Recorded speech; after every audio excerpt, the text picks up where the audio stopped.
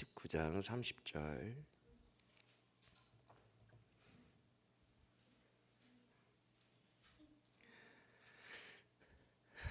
찾으신 줄 믿고 19장 30절 함께 읽습니다. 시작.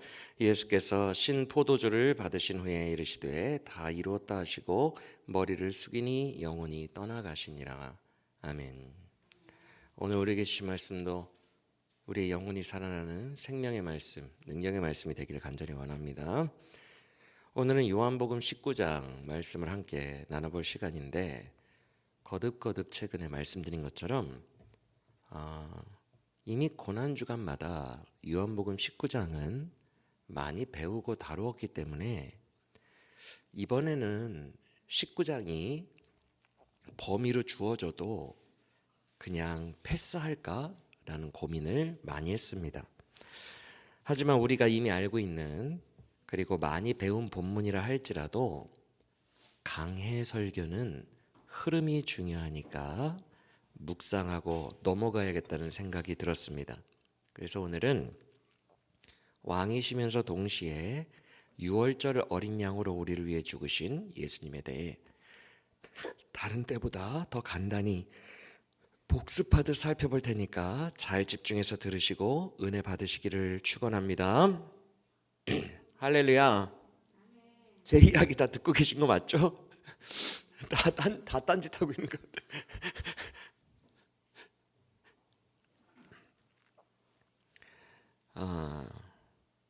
요한복음 19장은 단순해요. 두 가지의 내용으로 이루어져 있습니다. 하나는 예수님이 왕이시다. 또 하나는 예수님은 유월절 어린 양으로 죽으셨다. 두 가지로 19장이 채워져 있습니다. 먼저 우리가 간단히만 배워보고 넘어갈 것은 첫 번째, 예수님은 왕이시다라는 것입니다. 그와 관련한 내용이, 예수님이 왕이다라는 내용이 요한복음에 총 3번 정도 나옵니다. 처음, 중간, 마지막 이렇게 3번 정도 나오는데, 제일 처음에 나오는 왕이시다라는 것을 증거하는 본문은 예수님과 빌라도와의 대화입니다. 19장 1절부터 12절 정도까지가 그 내용인데, 예수님은 이 내용을 통해 본인이 왕이시고 하나님의 아들이시며 빌라도보다 더 큰 권한을 가지고 계신 실질적인 온 세상의 왕이다라는 것을 암시하고 있습니다. 맞습니까?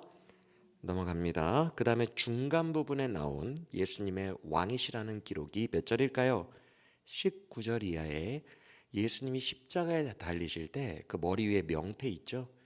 그걸 통해서 예수님이 왕이시라는 논리를, 또 진리를 증거합니다.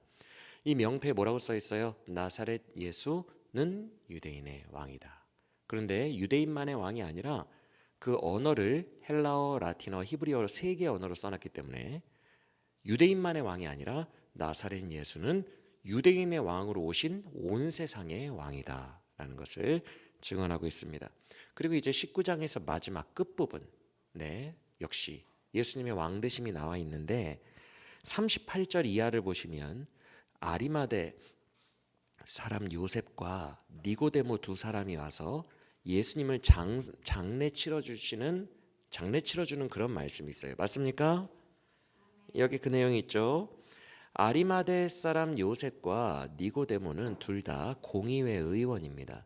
공의회 의원이라는 말은 오늘날로 국회의원 혹은 장관급 인사라는 거예요.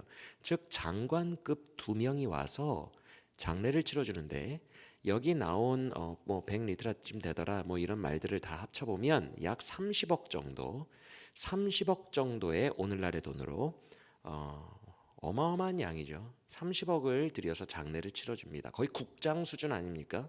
그래서 장관급 인사 2명이 와서 30억 원 정도의 예수님 장례를 치러줬다. 이런 이야기가 굳이 기록되어 있는 것은 예수님이 왕으로 오셨고 왕으로 죽으셨다라는 것을 말씀하기 위함이에요. 즉 19장은 처음, 중간, 마지막 이 3번에 걸쳐서 예수님은 왕이다 라는 것을 증언하고 있는 장입니다. 이해가 되시죠?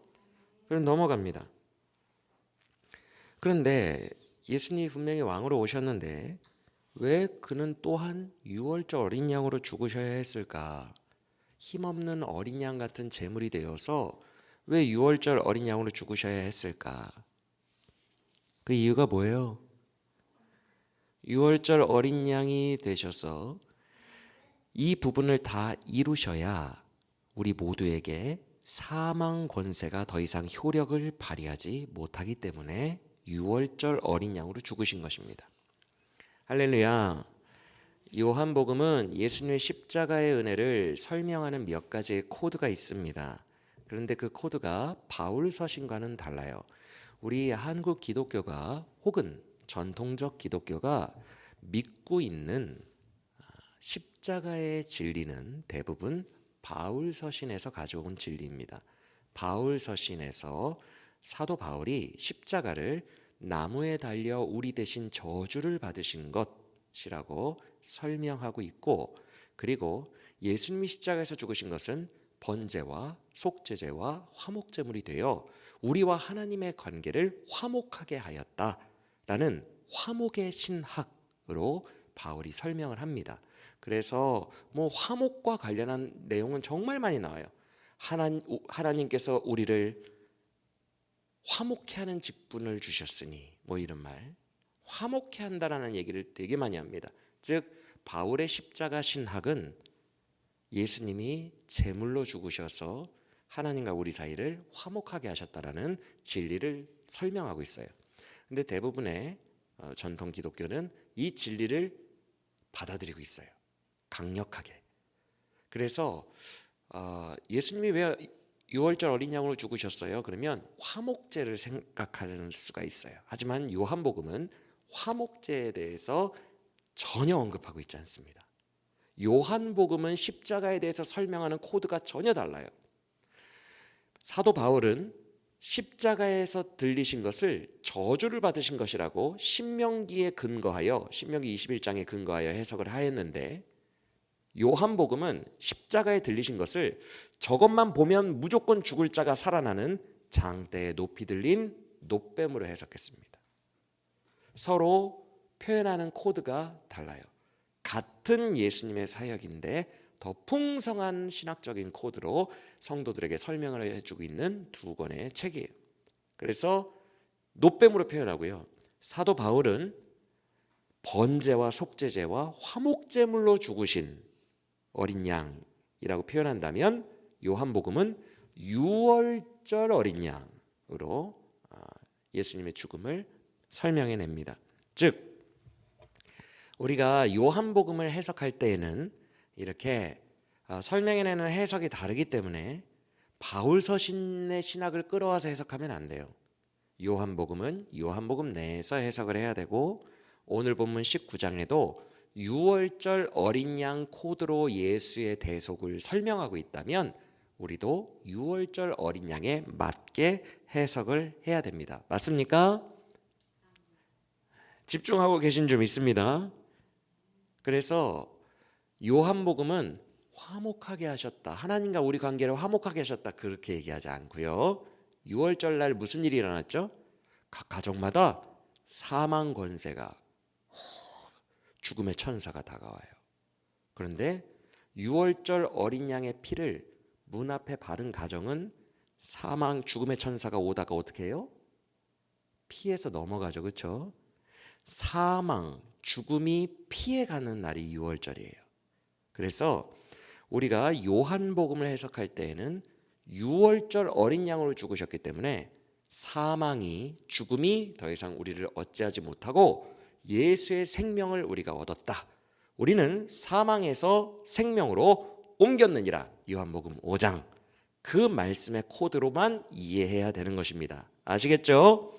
그래서 제가 아까 왜 유월절 어린 양으로 왕이 죽으셨을까요? 사망을 피하게 하기 위해서, 우리에게 사망을 피하게 하기 위해서,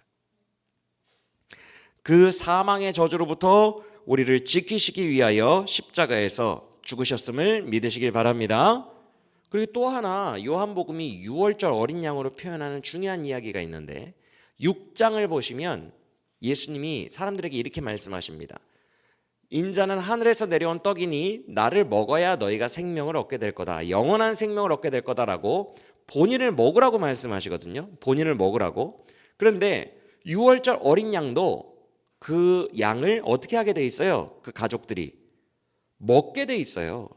그래서 6장과 연결해서 생각해 보면 6장에서 주님이 나를 먹어야 영생을 얻는다라고 하셨어요. 그래서 예수 그리스도가 6월절 어린 양으로 죽으셨기 때문에, 우리 모두를 위한 어린 양으로 죽으셨기 때문에 우리가 그 예수 그리스도의 날 위해 흘리신 피와 살을 먹는 거예요. 그리고 우리 안에 그의 생명이 공급됩니다. 요한복음 1장, 그는 그의 안에 생명이 있었으니 그는 사람들의 빛이라. 기억나십니까?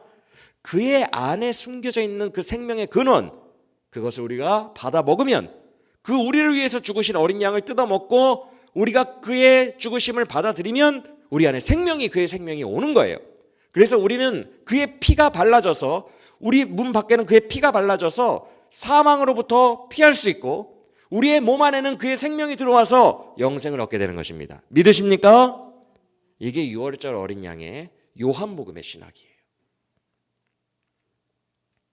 이게 요한복음이 말씀하는 십자가의 의미라는 것을 믿으시길 바랍니다. 그러면 이제 본문을 통해서 19장 안에 담긴 6월절 코드들을 확인해 봅시다. 14절을 보시면 이날은 6월절의 준비일이었다라고 말합니다. 그리고 31절을 보시면 이날은 또한 안식일 전날이었다라고 말합니다. 즉 뭐예요? 그 해에는 6월절이 안식일에 딱 걸린 거예요. 6월절이. 그래서 6월절이면서 동시에 안식일입니다. 그러면 안식일이 토요일이니까 6월절은, 이 준비일은 금요일이 되겠죠. 그렇죠? 그 해의 6월절이 토요일이니까 이날 준비일은 금요일이 되는 거예요.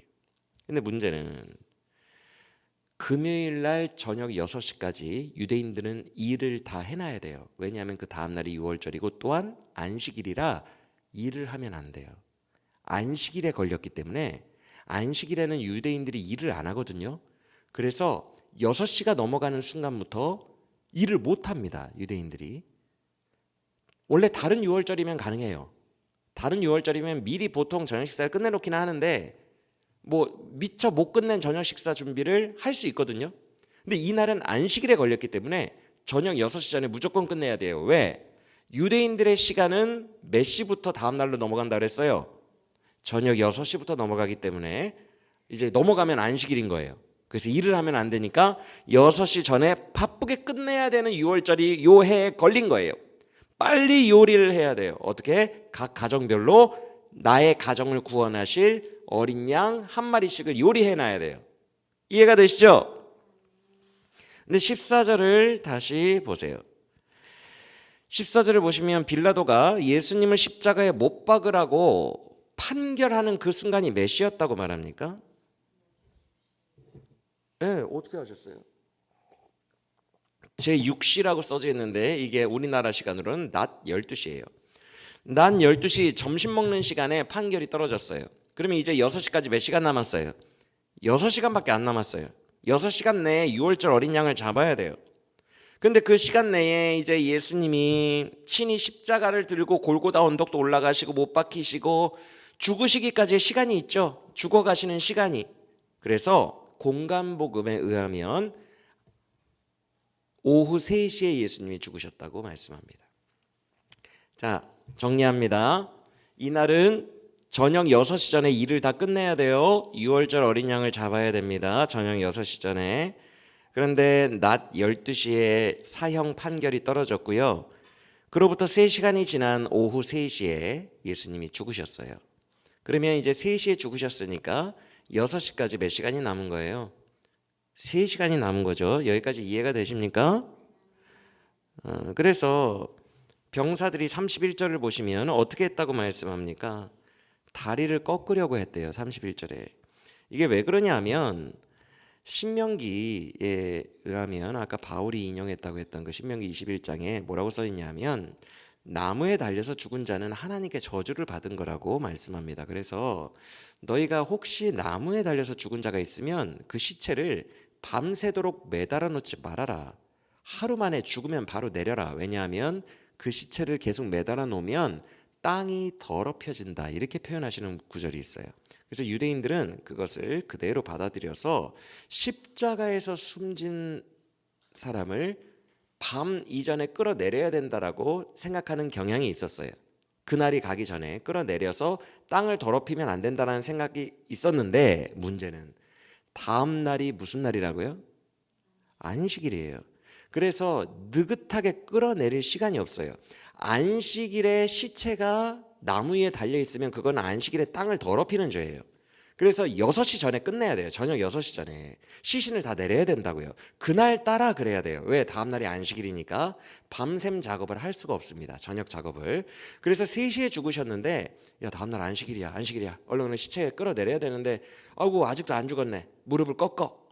그래서 무릎을 꺾은 거예요.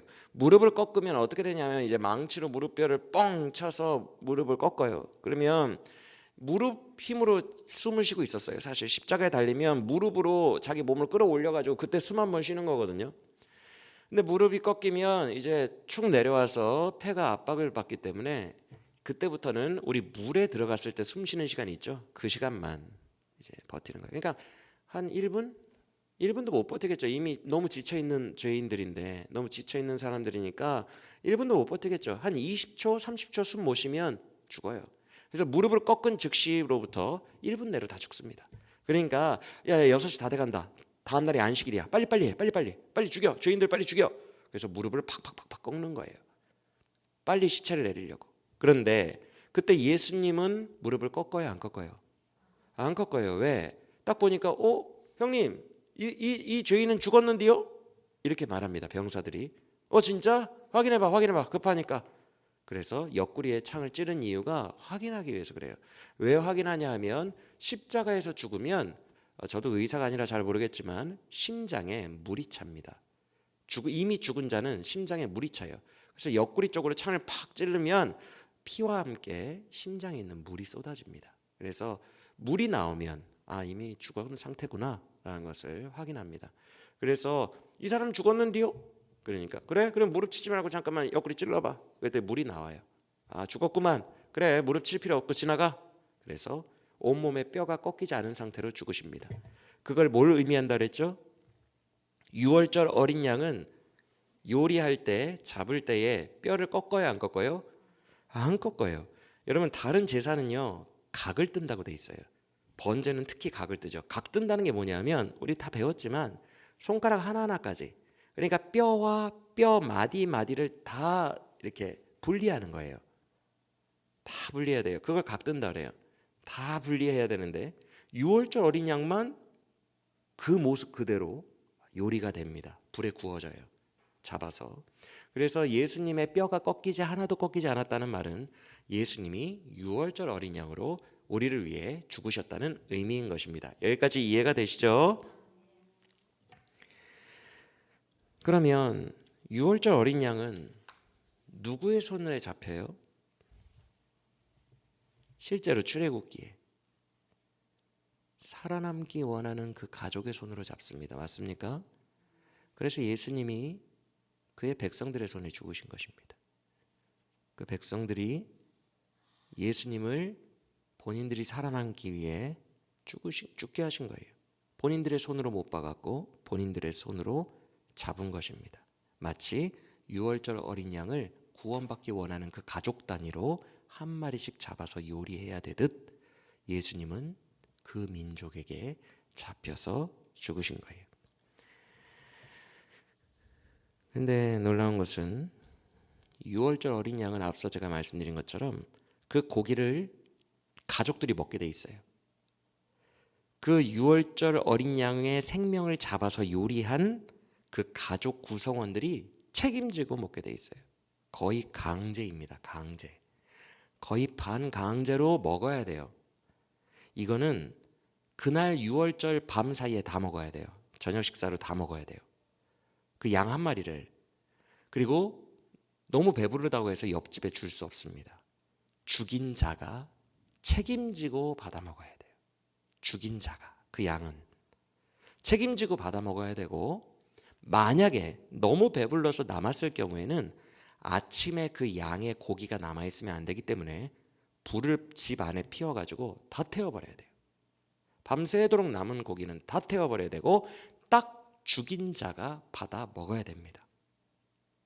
그럼 반대로 여러분 예수님이 죽으셔서 여러분 구원받으심을 믿으십니까? 여러분이 그걸 받아 먹었다면, 그 구원의 예수님의 살과 피를 받아 먹었다면 여러분이 죽인 거예요. 우리가 잡아 죽인 거라고요. 이해가 되십니까? 이게 유월절 어린 양이에요. 예수님은 내 손으로 죽인 거예요. 예수님은 내가 나 살겠다고, 내가 살기 위해서 내가 예수님을 못 박아 죽인 것입니다.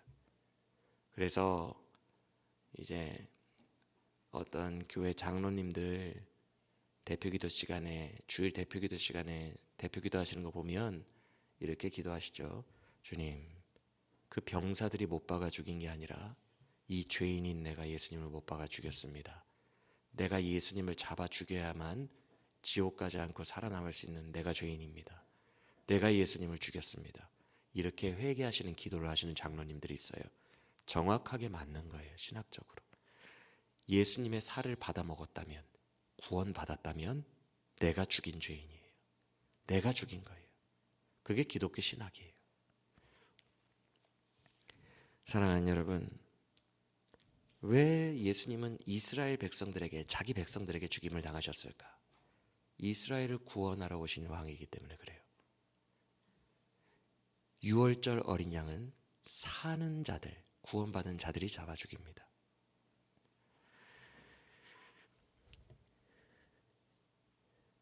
여러분, 우리는 예수님을 잡아 죽여야만, 예수님에게 못 박아야만 살 수 있는 죄인이라는 것을 믿으시길 바랍니다. 출애굽기의 사건 6월절 장면을 떠올려 보세요. 모세가 주님의 메시지를 전합니다. 뭐라고 전합니까? 오늘 밤에 죽음의 천사가 각 가정마다 찾아올 거래요. 그래서 석가모니도 안 되고 공자도 안 되고 무조건 죽는데요. 죽음의 사자는 공평하기 때문에. 여러분, 죽음은 공평하다라는 말을 세상 사람들도 많이 하죠. 죽음 앞에 장사 없고 죽음은 공평하다. 이 세상에 유일한 공평함이 있다면 죽음이다. 이렇게 철학자들이 말을 많이 합니다. 그래서 죽음의 사자는 공평해요. 그 누구도 살아남을 수 없어요. 그런데 죽음의 사자가 그날 밤에 돌아다니면 각 가정마다 첫째 아들은 다 죽여요. 첫째 아들은 다 죽이게 돼 있어요. 살아남을 수가 없어. 그런데 이때 모세가 살 수 있는 하나님의 복음을 전해줍니다. 살 수 있는 방법이 뭐예요? 각 가정별로 첫째 아들의 죽음을 지키고 싶으면 어린 양 한 마리씩을 잡으래요. 그래서 죽음의 사자가 밤에 지나갈 때 그 가정 문으로 못 들어오도록 그 나를 대신하여 죽으신, 우리 가족을 위하여 대신해서 죽으신 예수님의 피를, 어린 양의 피를 문 밖에 바르래요. 그러면 하나님이 약속하시기를 내가 보낸 죽음의 사자가 문 밖에 있는 피를 보면 그 안에 있는 사람이 어떤 중죄인이든지 상관없이 피를 보고 넘어가리라고 돼 있어요. 다시 피를 보고 넘어가는 거예요. 믿으십니까? 여러분들은 죄가 한 5개 있다고 해봐요. 저는 죄가 한 20개 있어요.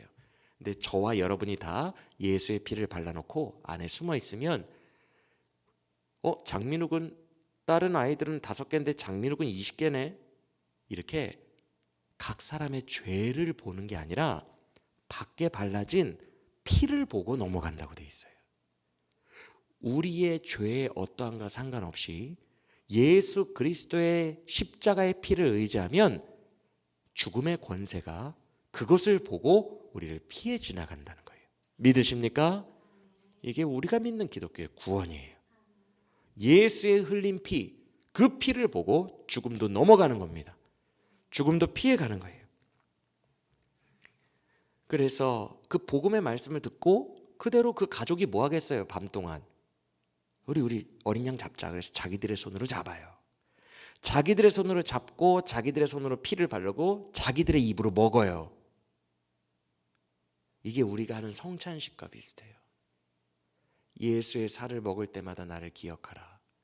내가 너희를 위해 뜯긴 살을 먹을 때마다 나를 기념하라. 내가 너희를 위해 흘린 피를 마실 때마다 나를 기억하라. 성찬식이에요. 그것을 예수를 나 대신에 잡아 죽인 우리가 먹는 거예요. 그 예수를. 그래서 그의 생명은 내 안에, 그의 피는 나로 하여금 사망을 이기게 해주는 거예요. 할렐루야. 여러분, 피를 보면 사망이 넘어가요. 주님이 언약하신 대로 될 거예요. 믿으시길 바랍니다. 할렐루야. 여러분이 예수님 믿으면 지옥 안 간다라고 하나님이 언약하셨어요.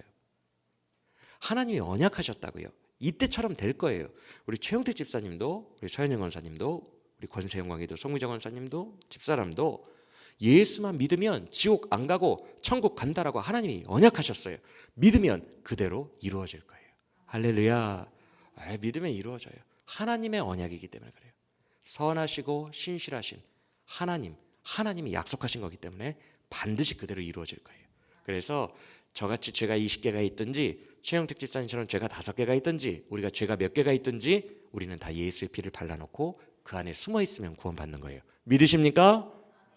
네, 이 믿음이 우리 모두에게 있기를 간절히 원합니다. 그 피가 완벽해요. 단 1%의 오류도 없어요. 왜냐하면 우리가 아까 읽었던 19장 30절에서 주님이 꼴까닥 죽으시기 전에 이 말을 하셨기 때문에 그래요. 30절 다시 보세요. 여러분이 한번 다시 읽어봅시다. 19장 30절 시작. 예수께서 신 포도주를 받으신 후에 이르시되 다 이루었다 하시고 머리를 숙이니 영혼이 떠나가십니다. 다 이루셨다고 하셨어요. 죽으시기 직전에 다 이루셨다라고 하셨기 때문에 예수님의 피는 완벽합니다.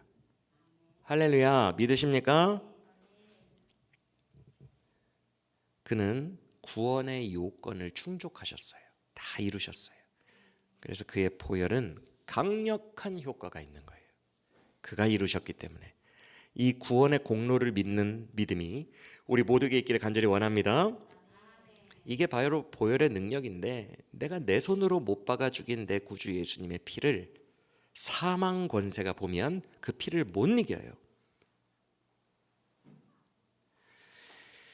여러분 오늘 이 시간에는 마지막으로 그걸 좀 묵상해 봤으면 좋겠어요.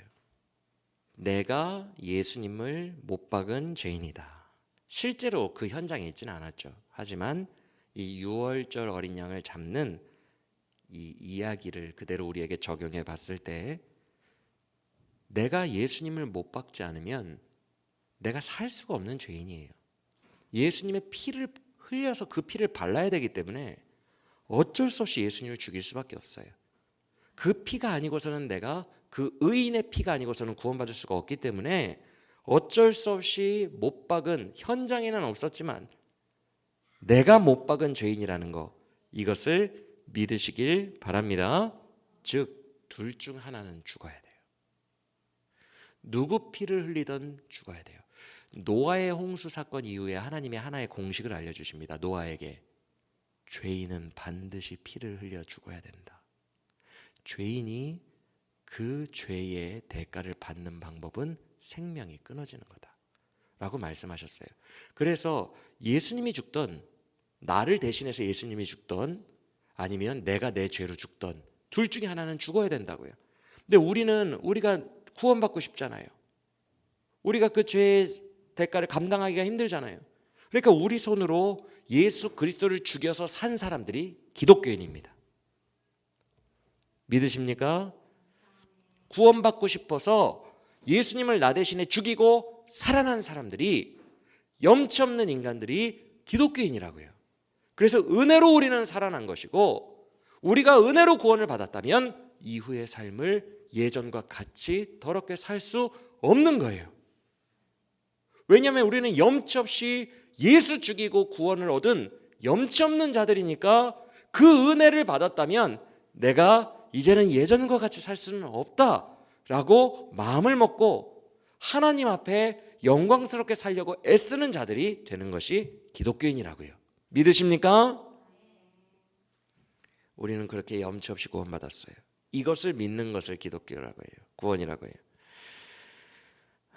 둘 중에 하나는 죽어야 되는데 여러분을 사랑하신 예수님이 여러분을 대신하여 죽으셨다는 것을 믿으시길 바랍니다.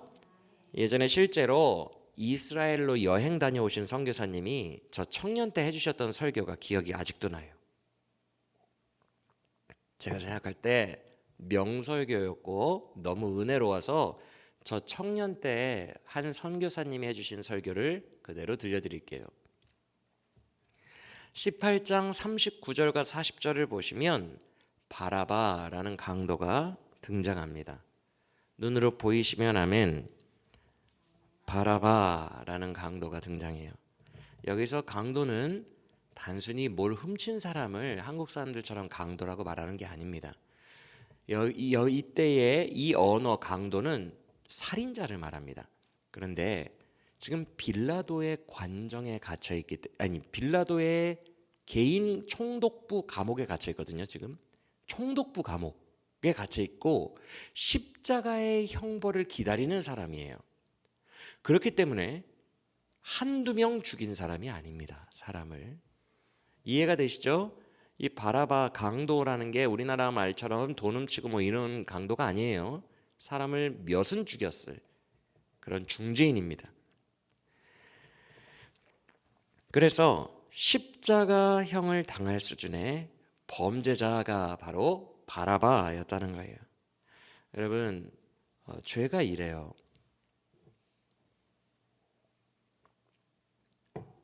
바라바가 왜 몇 사람이나 죽였을까? 다른 사람의 소유를 강탈하기 위해서 죽였겠죠. 그러니까 중죄인인데 본인은 핑계가 있지 않았겠습니까? 여러분, 모든 인간은요, 죄 지을 때 핑계를 대요. 핑계를. 내가 이래서 이 죄를 진 거야. 내가 이래서 도박에 빠진 거야. 내가 이래서 술을 못 끊는다니까.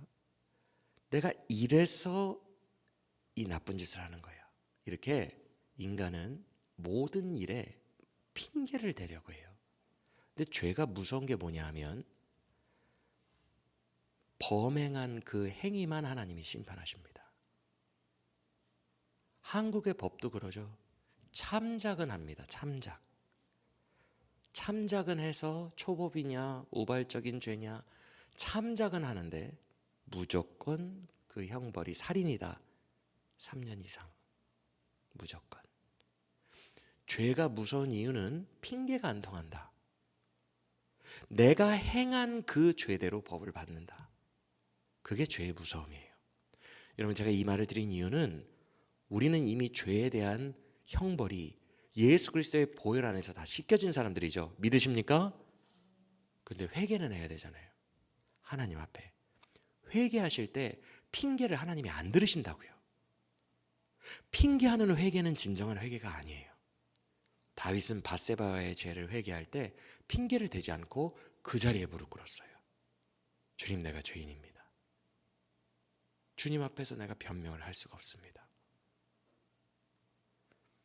회개하실 때 이 죄의 무거움을 꼭 기억하시고 주님 앞에서까지 핑계대지 말고 진실하게 다윗처럼 회개하고 바른 길을 걸어가는 우리 모두가 되시기를 간절히 원합니다. 바라바도, 이 바라바라는 강도도 왜 십자가형을 당할 정도인지는 몰라요. 근데 그가 핑계를 댈 수가 없어요. 그냥 죽음만 기다리고 있는 거예요. 사형만 기다리고 있는 상태입니다. 그런데 그 선교사님이 실제로 이스라엘에 가서 여행을 해보니까 바라바가 갇혀있던 감옥 있죠. 이 감옥이 지금은 유적지가 됐겠죠. 유적지. 바라바가 갇혀있던 곳 이렇게.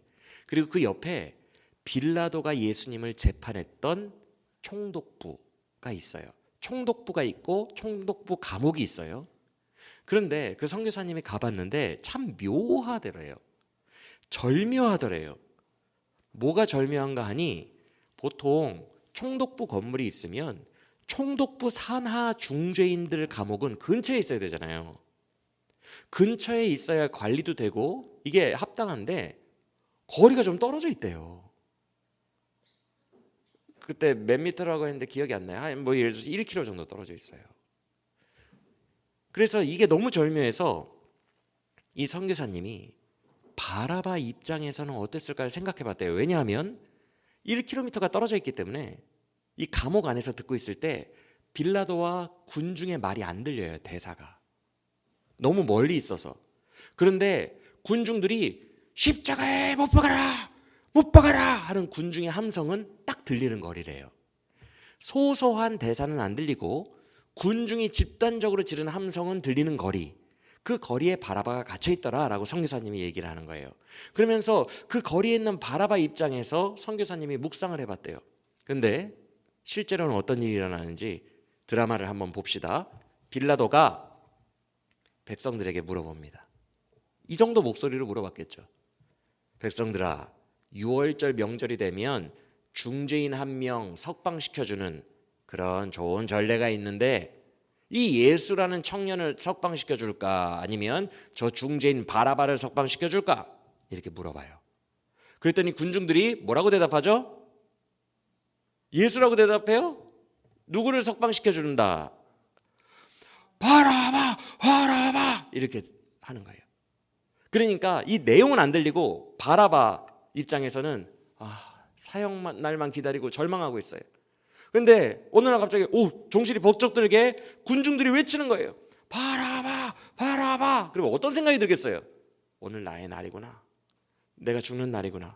당연히 그런 생각이 들겠지. 근데 저쪽에서는 또 대화가 이어집니다. 예수 말고 바라바를 놓아주라고? 그러면 이 예수를 뭐 어떻게 죽여줬으면 좋겠느냐?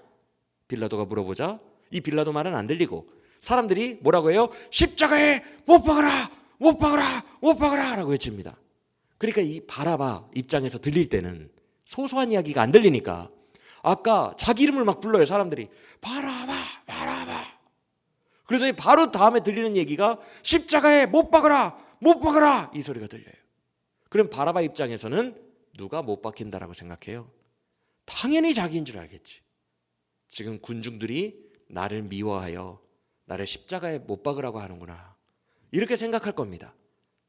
그래서 큰 절망에 빠져 있어요. 왜냐하면 십자가형은 오늘날 의사들도 말하길 인간이 받을 수 있는 가장 큰 고통이래요. 그 형벌 자체가 로마인들이 아주 잔인한 형벌로 그것을 만들어 놨대요. 그래서 그 십자가의 고통이 내 눈앞에 있으니 바라바가 지금 너무너무 두렵고 떨려요. 근데 아니나 다를까 문이 벌컥 열립니다. 삑 열리더니 바라바 나와. 간수들이 들어와요. 이제 진짜 끌려가는구나. 안 돼, 나 가기 싫어. 그러고 있는데 간수들이 뭐라고 해요? 석방. 네? 석방 나와. 제가 왜요? 너 대신 예수가 죽었어. 나와. 이 복음이 바로 우리가 바라바예요. 복음이 이렇다고요. 너 천국 가. 용서받았어. 에? 왜요? 예수가 너 대신 죽었어. 나와. 석방. 이게 우리에게 들린 복음이라고요. 우리 한 사람 한 사람이 바라바와 같은 중죄인이었는데 나 대신에 예수께서 죽으셔서 우리가 석방되었고 자유케 되었고 천국에 이르게 되었음을 믿으시길 바랍니다. 이게 우리가 믿는 믿음이에요.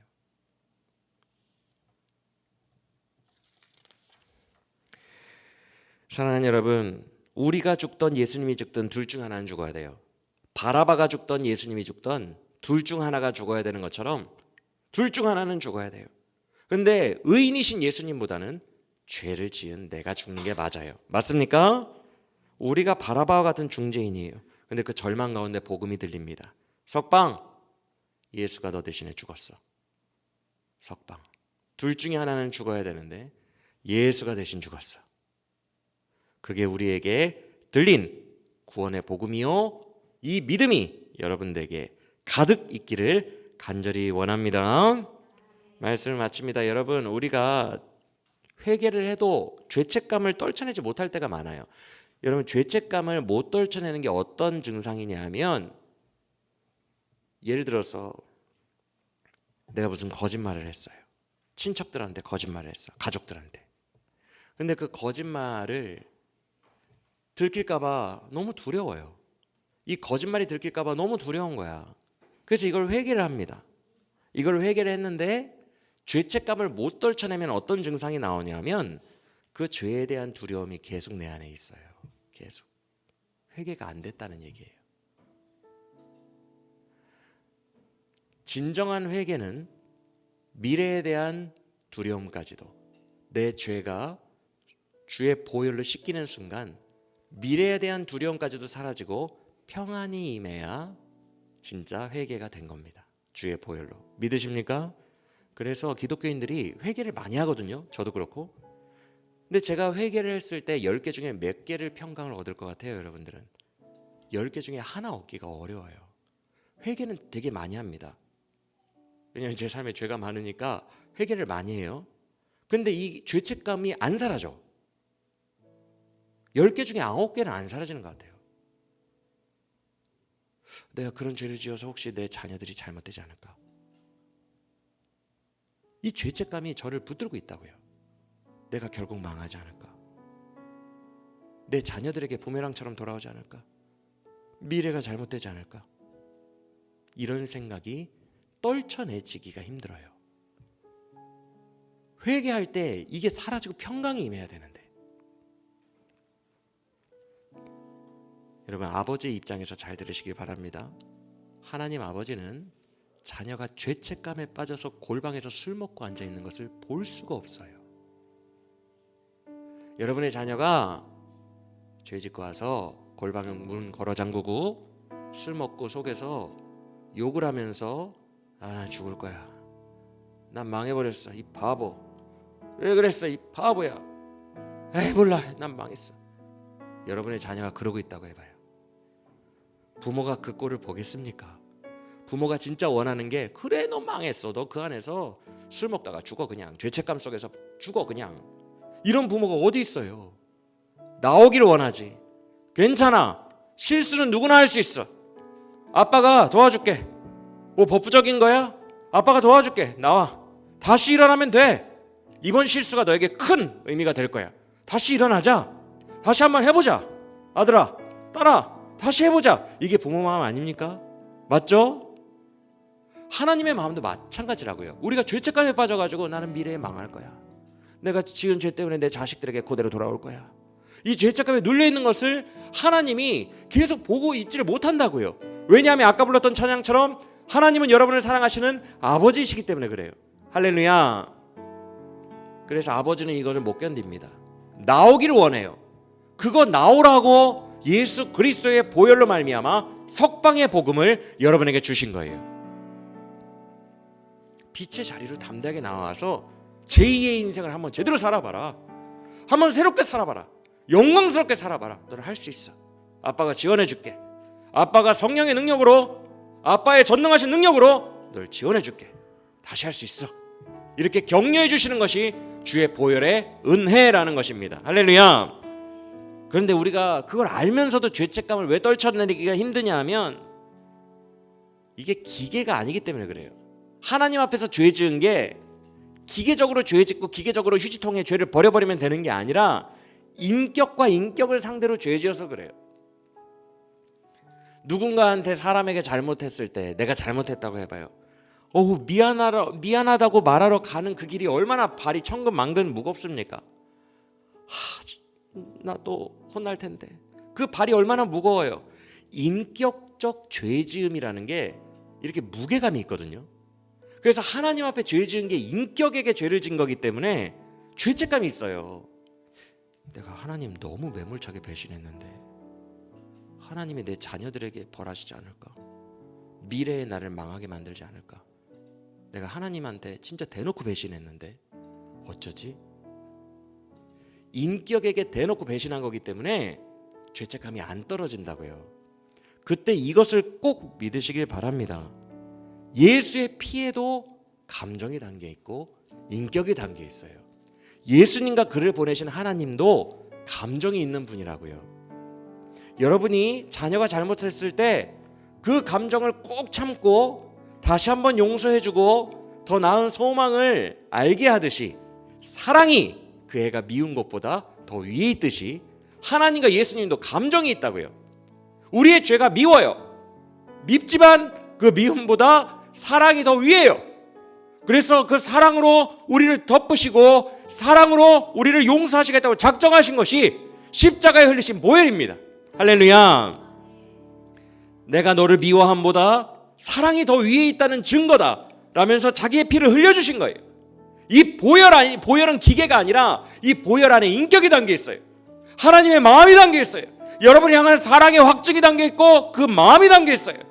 누구누구야, 민호가 네가 죄를 졌지만 내가 그 죄가 너무너무 밉고 네가 나를 배신했을 때 너무 파렴치하게 배신해서 내 마음이 많이 아팠지만 내가 너를 사랑하고 용서한다는 것을 십자가에서, 내 사랑이 너의 죄보다 더 크다는 것을 십자가에서 확정하였노라 라고 말씀하시고 그 보혈로 우리의 피 묻은 손으로 우리의 마음을 만져주신다는 거예요. 할렐루야.